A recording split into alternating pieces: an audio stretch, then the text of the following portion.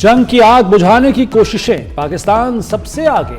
वज़ीर-ए-आज़म शहबाज शरीफ और ईरानी सदर मसूद पज़ेश्कियान का फ़ोन पर राब्ता।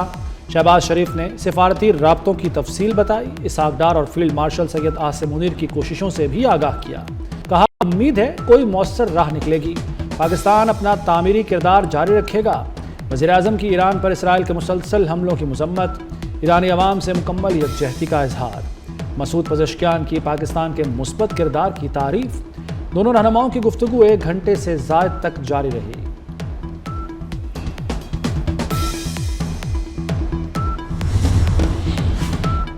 पाकिस्तान की सिफारतकारी आलमी तवज्जो का मरकज़। 4 मुल्की वज़राए ख़ारजा इजलास कल इस्लामाबाद में होगा। पाकिस्तान, तुर्की, सऊदी अरब और मिस्र शामिल।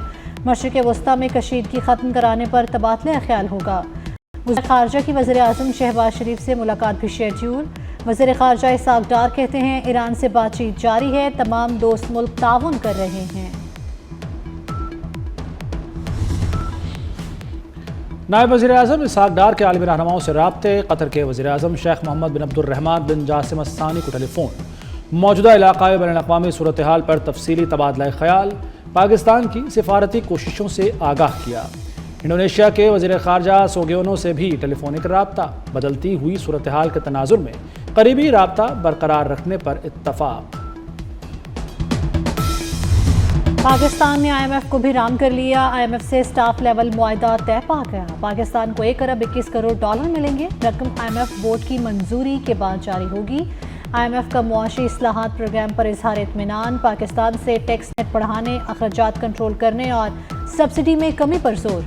एनर्जी सेक्टर में इस्लाहात का मुतालबा भी किया।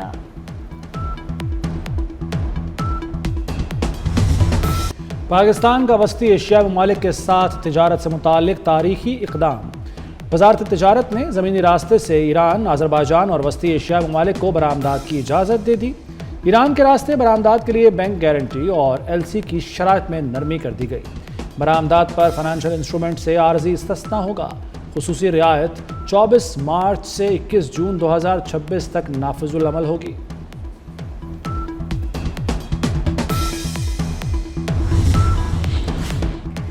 ईरान से मुज़ाकरात जारी, नताइज भी सामने आएंगे। अमरीकी सदर डोनाल्ड ट्रंप का खिताब। दावा किया कि जंग के अहदाफ से 2 हफ्ते की दूरी पर हैं। ईरान के नए सुप्रीम लीडर का कुछ इल्म नहीं, ईरान को अबनाए हुर्मज़ खोलना पड़ेगी। एटम बम होता तो ईरान इस्तेमाल कर चुका होता। नेटो ने मदद नहीं की, रवैया याद रहेगा। अमरीकी सदर ने नेटो से निकलने की धमकी भी दे दी। अपनी सरजमीन ईरान के दुश्मनों को इस्तेमाल न करने दें। ईरानी सदर मसूद पज़ेश्कियान ने खित्ते के ममालिक को खबरदार कर दिया। कहा, हमारे इंफ्रास्ट्रक्चर या मुआशी मराकज़ को निशाना बनाया गया तो हम भरपूर जवाबी कार्रवाई करेंगे।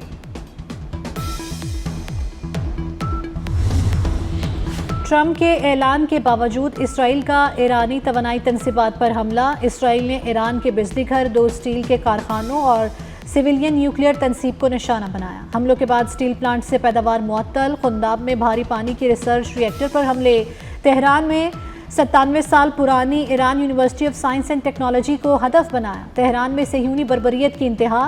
रिहायशी इमारत पर हमला। रेस्क्यू एहलकारों ने नन्ही बच्ची को मलबे से निकाला। मशरिक़ वस्ता में अमरीकी तनसीबात ईरान के निशाने पर। पासदारान इनकलाब का दुबई में 500 से ज़ायद अमरीकी फ़ौजियों को निशाना बनाने का दावा। सऊदी अरब में सुल्तान एयरबेस पर अमरीका को बड़ा नुकसान। हमलों में कई रीफ्यूलिंग तैयारे मुतासिर, मुतादिद अमरीकी फ़ौजी मारे गए। कुवैत की अशवेख बंदरगाह पर अमरीका के 6 टैक्टिकल जहाज़ों को निशाना बनाया। ओमान की सलाला बंदरगाह पर ड्रोन हमला। तेहरान ने इराक़ की मजनून ऑयल फील्ड को भी निशाना बनाया।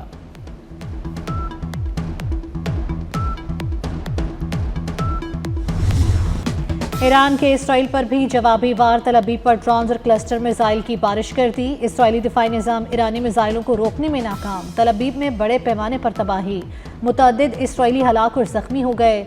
शहर हर्तसीलिया में मिसाइल हमले से कई होटल्स को नुकसान पहुंचा। ईरानी हमलों का खौफ। इसराइली शेल्टर्स में पला लेने पर मजबूर हो गए।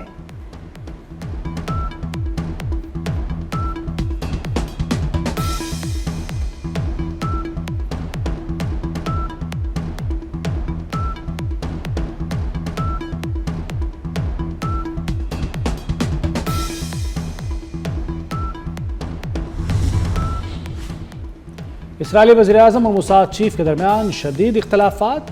اسرائیلی اخبار کے مطابق موساد چیف نے ایرانی حکومت گرنے کی یقین دہانی کرا دی تھی۔ ایرانی قیادت کی شہادت کے بعد تہران میں ہنگاموں کا پلان تھا۔ منصوبہ ناکام ہونے پر موساد چیف منظر سے غائب، نتنیاہو کی میٹنگ میں نہیں آتے۔ اسرائیلی اخبار کے مطابق شکست ہوئی تو یہ جنگ اسرائیل کے وجود کے لیے خطرہ بن سکتی ہے۔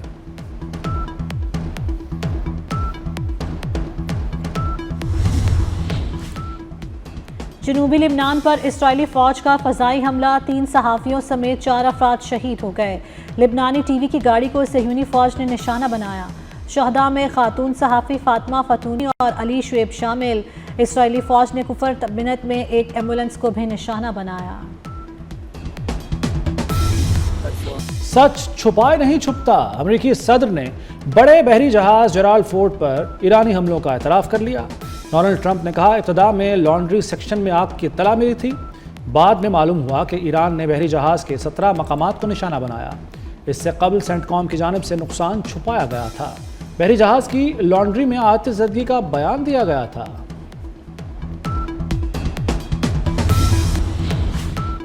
امریکی طیارہ بردار بحری بیڑا USS جارج ڈبلیو بش مشرق وسطیٰ کے لیے روانہ۔ غیر ملکی میڈیا کے مطابق یہ طیارہ بردار بحری بیڑا 80 سے زائد طیارے لے کے جا سکتا ہے۔ بحری بیڑے کو مشرق وسطیٰ میں امریکی سینٹرل کمانڈ میں تعینات کیا جائے گا۔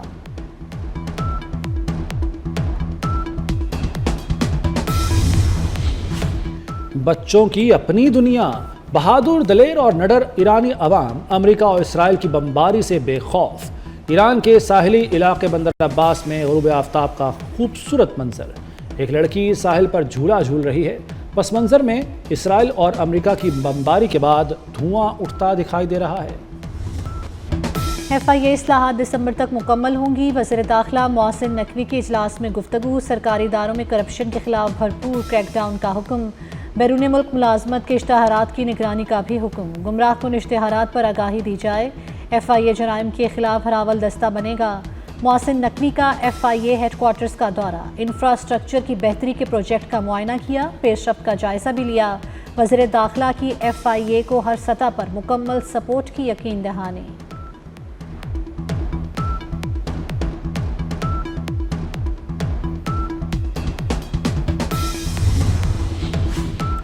ایران جنگ سے فضائی آپریشن پھر معطل۔ مشرق وسطیٰ کے لیے 2 طرفہ 54 پروازیں منسوخ۔ PIA، ایئر بلو، ایئر عربیہ، کویت اور ایران ایئر کی پروازیں منسوخ کی گئیں۔ مجموعی منسوخ پروازوں کی تعداد 2354 ہو گئی۔ لاہور ایئرپورٹ پر پروازوں کے آپریشن میں مزید بہتری۔ محکمہ صحت کی نااہلی یا مجرمانہ غفلت۔ لاہور کے سرکاری ہسپتال کے آپریشن تھیٹر سے ایک اور ویڈیو لیک۔ آپریشن تھیٹر میں خاتون کی پرائیویسی پامال، لوکل انیستھیزیا کے دوران خاتون مریضہ کی ویڈیو بنائے گئے۔ رازداری کی دھجیاں اڑانے والوں کے خلاف action.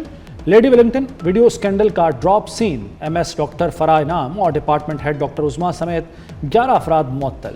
Women medical officer, 5 PGRs، 2 nurses اور 1 کارکن شامل۔ سابق کپتان مصباح الحق اور احمد شہزاد بھی آمنے سامنے۔ مصباح الحق نے احمد شہزاد کو حتیٰ عزت کا نوٹس بھجوا دیا۔ ٹی وی پر بے بنیاد الزام لگانے پر قانونی نوٹس بھیجا گیا۔ احمد شہزاد کی وکلاء سے مشاورت، 1-2 روز میں مصباح الحق کو جواب دینے کا فیصلہ ہوگا۔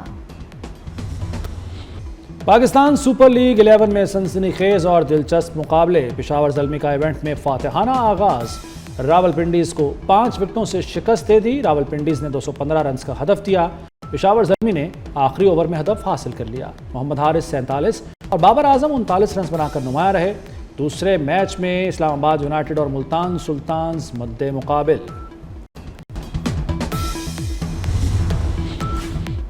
Chairman PCB Mohsin Naqvi Gaddafi stadium Lahore پہنچ گئے۔ چیئرمین PCB کی سٹاف سے ملاقات، میچ کا جائزہ بھی لیا۔